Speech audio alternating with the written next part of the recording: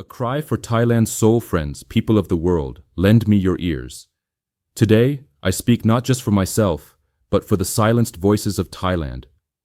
A nation teetering on the edge of democratic collapse, suffocated by harsh, illegitimate, and barbaric practices that trample on universal human rights. The story of Thailand's struggle is not just a local tragedy. It's a warning to the world about what happens when power clings to control at the expense of freedom, justice, and humanity. Let me take you through the stark reality, backed by evidence, and ask you to reflect. How long can a nation endure when its people are shackled? Let's start with the heart of the issue.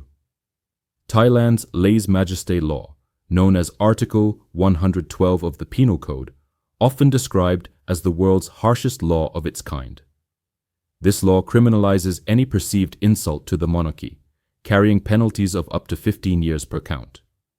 Since 2020, it has been weaponized to crush dissent, particularly against the youth-led pro-democracy movement that dared to dream of a freer Thailand. By February 2023, at least 1,895 individuals face political prosecution in 1,180 cases, with 233 charged under lèse-majesté laws alone. Imagine this. A 28-year-old activist, Netiporn Bung Sanesangkom, died in a prison hospital in May 2024 after a 110-day hunger strike, protesting her detention for conducting an opinion poll about royal motorcades.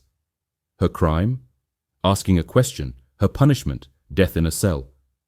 This is not justice, it's barbarism dressed in legal robes.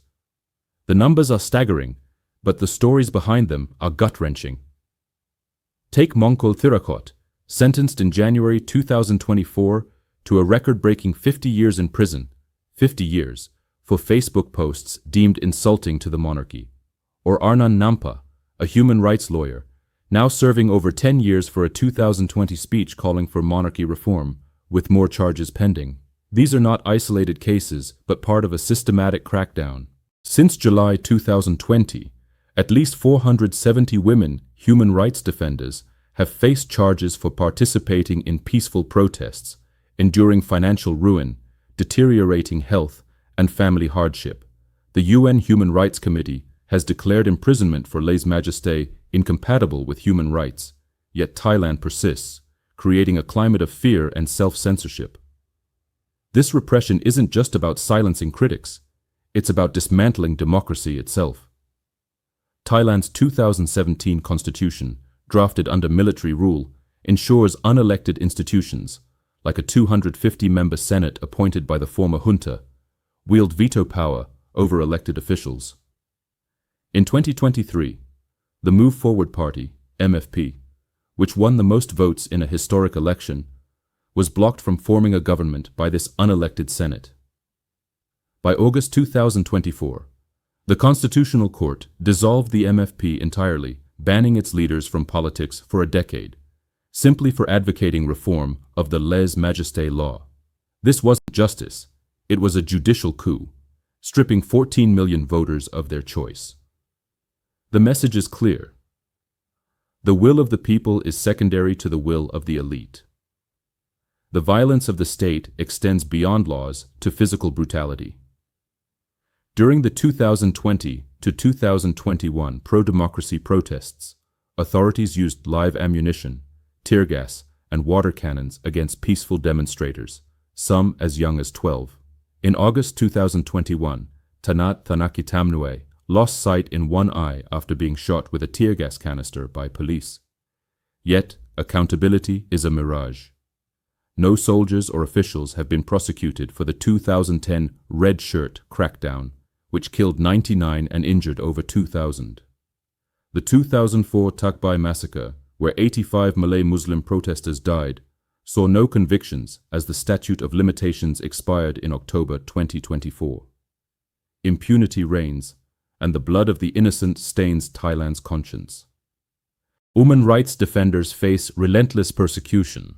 Angkana Nilapayjit, a Magsaysay Award winner, has been targeted with strategic lawsuits against public participation, SLAP, and unlawful surveillance for her work exposing enforced disappearances. The case of Wanchalearm Satsaksit, forcibly disappeared in Cambodia in 2020, remains unresolved, with Thai authorities pressuring venues to cancel events commemorating him.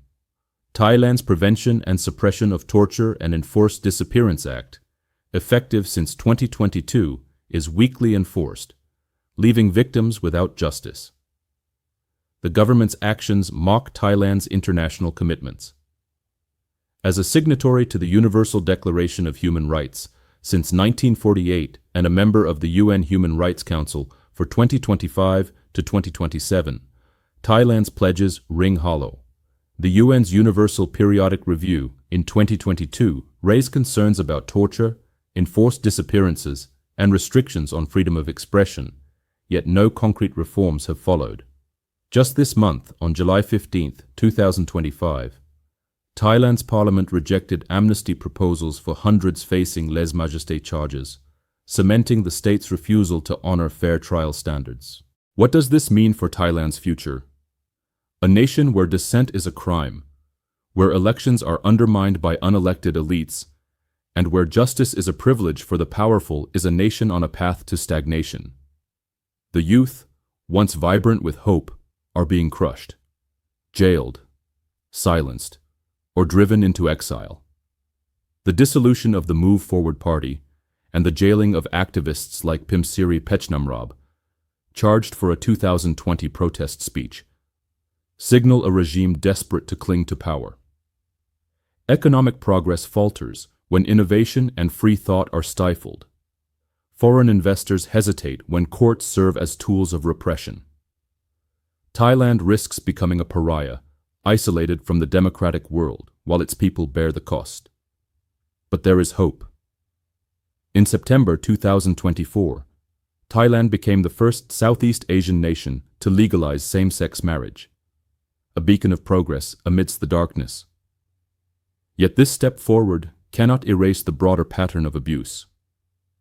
The world must act, call out Thailand's violations, demand the repeal of lèse-majesté laws, and support the brave activists fighting for their rights.